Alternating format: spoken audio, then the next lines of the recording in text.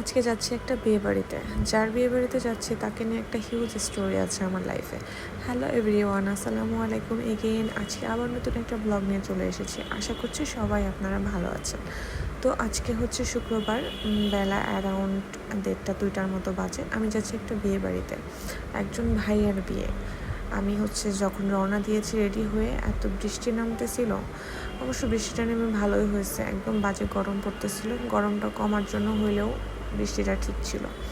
তো আমি যাচ্ছি আমি যেখানে থাকি সেখান থেকে বেশ কিছুটা দূরে, বাট বৃষ্টির কারণে এবং যেহেতু শুক্রবার ছিল রাস্তা ফাঁকা, যার কারণে আমি আধা ঘন্টার মধ্যে পৌঁছে গিয়েছি সুন্দর করে সেজে গুজে। সেটা তো আপনারা প্রথমে দেখেইছেন। তো আমি যখন গিয়েছিলাম তখন বউর ফটোশ্যুট চলতেছিল, বর তখনও আসেনি। আচ্ছা, যেটা আমি বলতেছিলাম, যার বিয়ে, মেনলি আমি গিয়েছি ছেলের পক্ষ থেকে। ছেলের পক্ষতে যার বিয়ে, সেই লোকটা, সেই মানুষটা আমার লাইফে অনেক ইম্পর্ট্যান্ট একজন মানুষ, যার জন্য আমার লাইফের সবচেয়ে স্পেশাল দিনটা ঘটেছে। যে আমার লাইফের সবচেয়ে স্পেশাল দিনটা খুব সুন্দর করে সেলিব্রেট করেছে বলা যায়। তো সেই স্টোরিটা আমি অন্য একদিন বলবো। আর দেখেন, বউ মাঝখানে এবার খাওয়া দাওয়া করতেছিল। অবভিয়াসলি সারাদিন যাবে, সে কিছু খেতে পারবে না, আর সামনে লম্বা প্রসেস। তো তার মা এসে তাকে একটুখানি খাইয়ে দিচ্ছিল, আর এদিকে আমি বসে বসে একটু রং করতেছিলাম। যেহেতু অনেকদিন পরে তো সুন্দর করে সেজেছি, সো একটু স্বাভাবিক। তার মধ্যে বর চলে এসেছে। বর আসার পর আমি বসেছিলাম, বসে বসে দেখতেছিলাম বর বরণ, অ্যান্ড ওয়েট করতেছিলাম যে কখন খেতে যাব। তার মাঝখানে একটু বর এবং বউয়ের ভিডিও নিলাম। দুজনের ফটোশ্যুট চলতেছিল, দুজনে একদম কিউট কাপল মাশাল্লাহ। তারপরে গেলাম খেতে, ভরপুর আইটেম দিয়ে খুব মজা করে খাওয়া দাওয়া শেষ করে আমি ওয়েট করতেছিলাম যে বরের সাথে কখন একটু ছবি তুলবো এবং বরের হাতে গিফটটা দিয়ে আমি আমার গন্তব্যে ফিরে আসবো। তো ওয়েট করতে করতে দেখছিলাম যে সবাই বর বউয়ের সাথে ছবি তুলতেছিল। ছবি তোলা শেষ করে আমি তারপর ফেরত চলে যাব আমার গন্তব্যে। তার আগে আমি আমার চিরচেনা জায়গাটা, এটা হচ্ছে কেউ চিনবেন কিনা জানি না, যদি কেউ চিনে থাকেন আমাকে কমেন্ট করে জানাবেন। এটা হচ্ছে মিরপুর 12।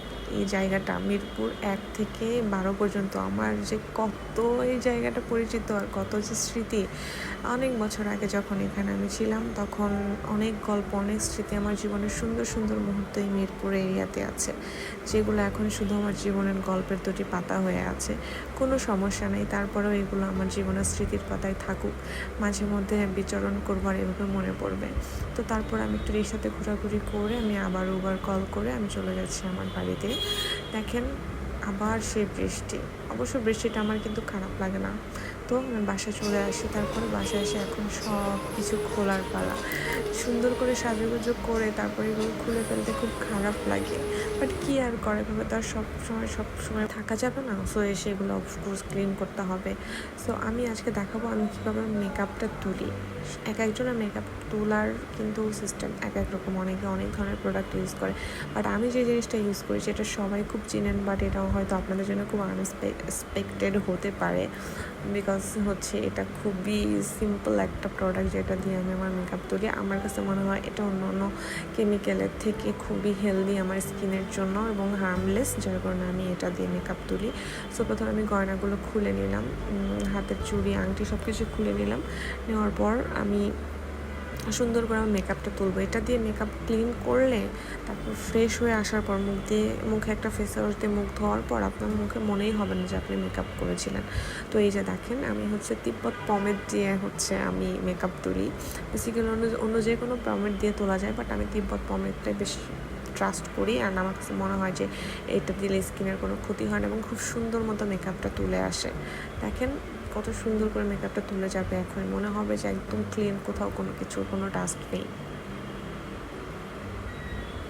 প্রথমে আমি এটা পুরো মুখে অ্যাপ্লাই করে নিয়ে তারপর টিস্যু দিয়ে আস্তে করে এটা তুলে ফেলবো।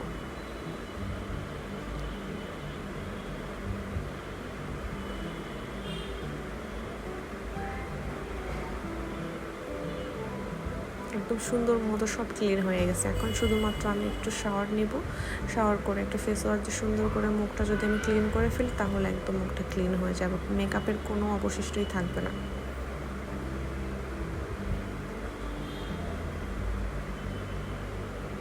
মেকআপ তোলা শেষ, এখন আমি যাবো একটু শাওয়ারে, তারপর এসে আবার কথা বলছি। এই যে শাওয়ার শেষ করে এসে দেখেন আমার মুখ একদম ক্লিন হয়ে গেছে। এখন আমি সুন্দর করে একটি গ্রিন টি বানাবো এবং সুন্দর করে হাওয়া বাতাস খেতে খেতে গ্রিন টিটা খাবো, যাতে একটু রিল্যাক্স হয়, কারণ সকাল থেকে অনেক ধকল গিয়েছে আমার উপর। আমার হেয়ার কালারটা ড্যামেজ হয়ে গেছে। ড্যামেজ বলতে যে আমি অনেকদিন আগে হেয়ার কালার দিয়েছিলাম, যেটা উঠে এখন এই পর্যায়ে আসছে। যাক, আর কিছুদিন পরে আমি সুন্দর করে আবার নতুন করে হেয়ার কালার করবো, তখন আমি আপনাদের সাথে আবার শেয়ার করবো। আমি অলওয়েজ সেম কালার মাথায় ইউজ করি। আমার কালার আমি প্রথম থেকে এই পর্যন্ত একটা টোন একটা শেডে আমি ইউজ করে আসছি, এখন পর্যন্ত আমি চেঞ্জ করিনি। চেঞ্জ করার ইচ্ছা আপাতত নেই, দেখা যাক। তো এই ছিল আজকে সারাদিন। আর সবাই ভালো থাকবেন, টাটা।